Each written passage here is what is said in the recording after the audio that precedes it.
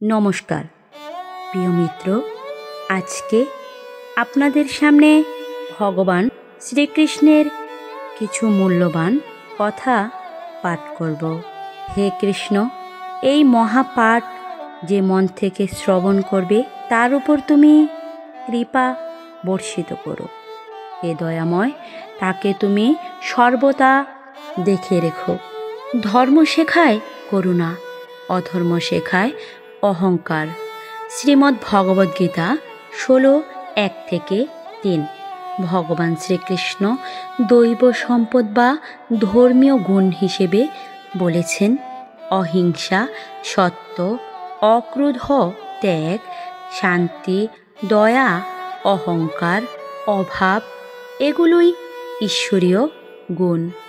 অধর্ম বা অসুরী গুণ সম্পর্কে বলা হয়েছে দম্ভ, দর্প, অহংকার এগুলো অধর্ম বা অসুর গুণ। ধর্ম মানুষকে দয়া, করুণা, নর্মতা ও সত্যর দিকে নিয়ে যায়। অধর্ম মানুষকে রাগ, হিংসা, দম্ভ, অহংকারে নির্মজ্জিত করে।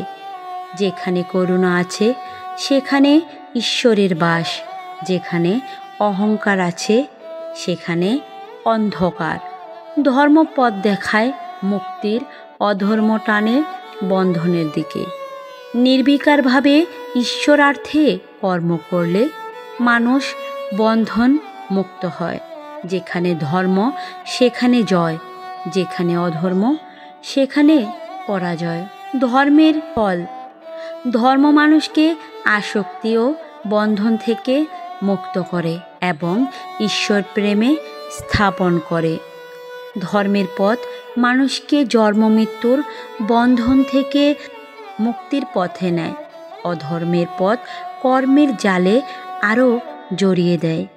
ভ্রান্তি, পাপ, দুঃখ, অশান্তি এবং পুনর্জন্মের বন্ধনকে শক্ত করে।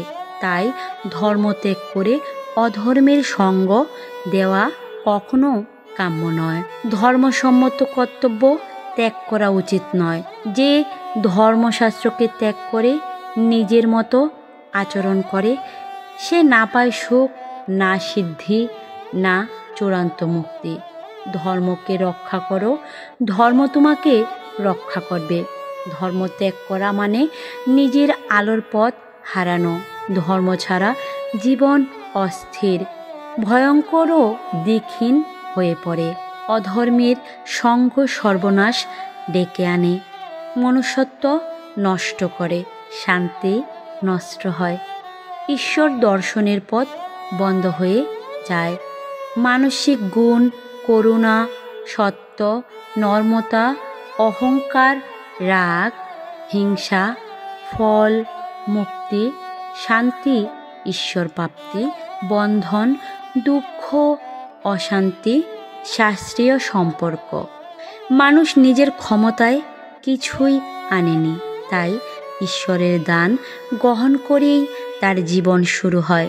অর্থাৎ মানুষ জন্মগ্রহণ করেই ঈশ্বর, প্রকৃতি, পিতামাতা, ঋষি এবং সমাজের কাছে ঋণী।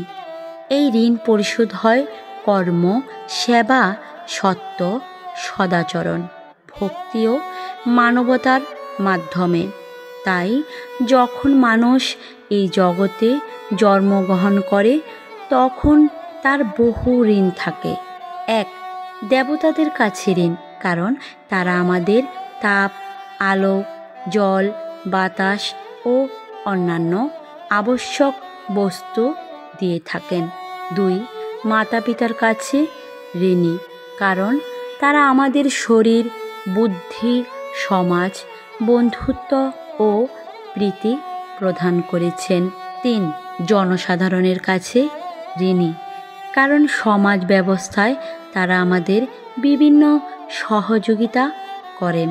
চার, বিভিন্ন পেশার মানুষ ও নিম্নস্তরের পশুদের কাছে ঋণ, কারণ তারাও কায়িক, মানসিক শ্রম আমাদের জন্য দিয়ে থাকে। এইভাবে আমরা মানুষরূপে এই জগতে জন্ম নেওয়া মাত্রই আরও অসংখ্য ঋণ থাকে, আর সেই সমস্ত ঋণ পরিশোধ করবার দায়িত্ব থাকে। যদি সেই ঋণগুলি শোধ না করা হয় তাহলে পুনরায় এই জন্ম মৃত্যুর চক্রে আবর্তিত হতেই হয়। কিন্তু অসংখ্য ঋণ শোধ করাও অত্যন্ত কঠিন ব্যাপার। তবে এই মনুষ্য জীবনে জানা অজানা সেই সমস্ত ঋণ শোধ করার সহজ পন্থাও রয়েছে। অনন্ত কোটি ব্রহ্মাণ্ডের সমস্ত জীবের অন্তর্যামী পরমেশ্বর ভগবান শ্রীকৃষ্ণের শরণাগত হতে হবে। তার পাদপদ্মের আশ্রয় গ্রহণ করে ভক্তিযোগ অনুশীলন করলে সমস্ত ঋণ থেকে মুক্তি লাভ হয়। পদ্মপুরাণ শাস্ত্রে আছে, কেউ যদি কোনো গাছের গোড়ায় জল সঞ্চয় করেন তবে তার ডালপালা সবাই তা পেয়ে থাকেন। তেমনি পরমেশ্বর ভগবান শ্রীকৃষ্ণের সেবা করে এবং তার প্রচার কার্যে যুক্ত হলে যে কেউ সঙ্গে সঙ্গে অন্য সকলের ঋণ থেকে মুক্ত হয়ে যায়। সেই জন্য ঘরে ঘরে প্রত্যেকেরই কৃষ্ণ ভক্তি অনুশীলন করা একটি অপরিহার্য এবং অত্যন্ত গুরুত্বপূর্ণ কর্তব্য। হরে কৃষ্ণ। জয় সনাতন। জয় শ্রীকৃষ্ণ।